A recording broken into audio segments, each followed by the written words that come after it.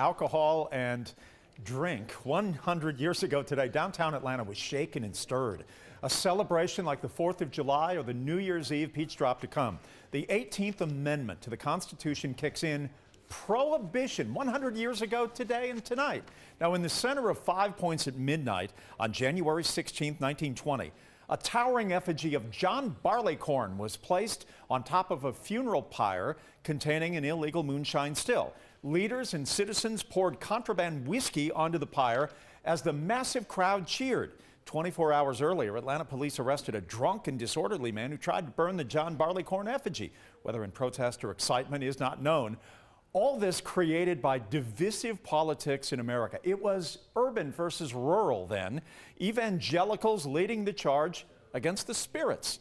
For Atlanta, this was somewhat anticlimactic.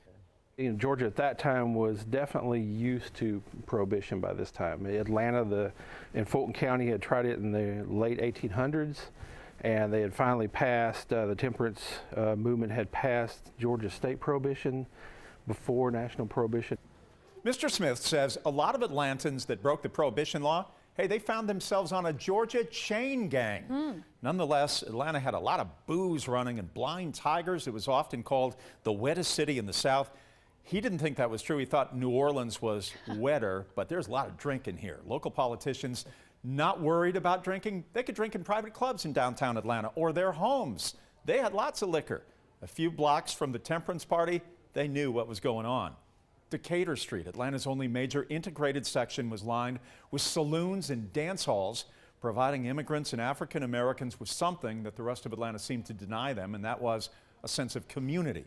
And of course, there was the moonshine delivery from Dawsonville, from the boys in those powerful Fords.